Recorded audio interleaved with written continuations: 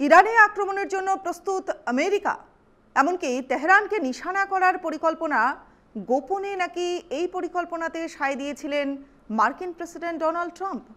কিন্তু হামলার চূড়ান্ত ছাড়পত্র তিনি দেননি, এমন কথা সেটা আগেই শোনা যাচ্ছিল। আর এবার হোয়াইট হাউসের তরফে জানিয়ে দেওয়া হলো যে আগামী 2 সপ্তাহের মধ্যে তেহরানে হামলার ব্যাপারে চূড়ান্ত সিদ্ধান্ত নেবেন ডোনাল্ড ট্রাম্প। যুদ্ধের 7ম দিনে ইরান এবং ইসরায়েলের মধ্যে হামলা পাল্টা হামলা আরও জোরালো হয়েছে। তেল আভিভের কাছে একটা বহুতল এবং কিছু বাড়িতে আছড়ে পড়েছিল মিসাইল। ইসরায়েলি বাহিনী তারা দাবি করছে যে ইরানের আরও একটি পরমাণু কেন্দ্রে হামলা চালানো হয়েছে। এই কেন্দ্রটিতেই রয়েছে হেভি ওয়েট পরমাণু চুল্লি। ইসরায়েল এবং আমেরিকার প্রবল চাপের মুখে পড়ে এদিন অনড় অবস্থান থেকে সরে এসেছেন ইসরায়েলের এবং ইরানের বিদেশ মন্ত্রী আব্বাস আরাঘচি। অবশেষে জানিয়েছেন যে ইউরোপের দেশগুলোই বিদেশ মন্ত্রীদের সঙ্গে শুক্রবার জেনিভায় বৈঠকে যোগ দেবেন তিনি। ফলে কূটনৈতিক স্তরে সমাধানের নয়া একটা প্রচেষ্টার ইঙ্গিত মিলছে।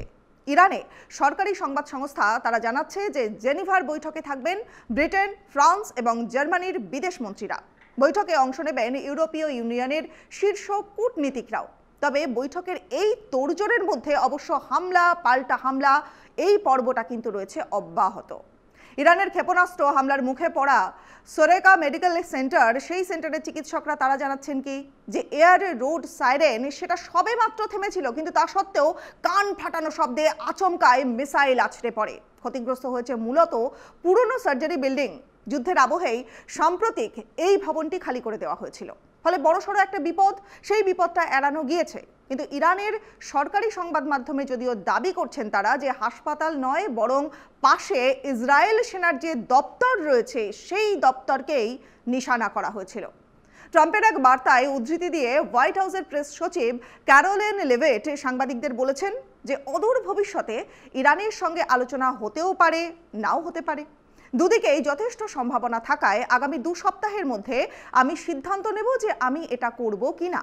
আর সেই সঙ্গে তিনি জানাচ্ছেন যে ট্রাম্প ইরানের সঙ্গে কূটনৈতিক পথে সমাধানের জন্য হাঁটতে প্রস্তুত। তবে তার আসল লক্ষ্যই হলো যেন তেন প্রকারেণ তেহরানকে পারমাণবিক অস্ত্র তৈরি থেকে আটকানো। তার কথায় যে প্রেসিডেন্ট সবসময় কূটনীতির সমাধানে আগ্রহী, তিনি শান্তি রক্ষার মূল কাণ্ডারি। যদি এক্ষেত্রে কূটনৈতিক পথে সমস্যার সমাধানের সুযোগ থাকে উনি সেটি নিতে প্রস্তুত, কিন্তু প্রয়োজন পড়লে বলপ্রয়োগ করতেও উনি ভীত নন। আমেরিকার সমর্থনে ইসরায়েল হামলা শুরু করেছিল ইরানে।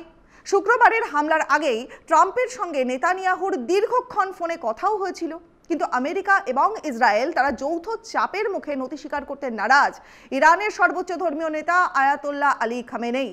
তিনি পাল্টা হামলা এবং ভয়ঙ্কর পরিণতির হুঁশিয়ারি দিয়েছেন।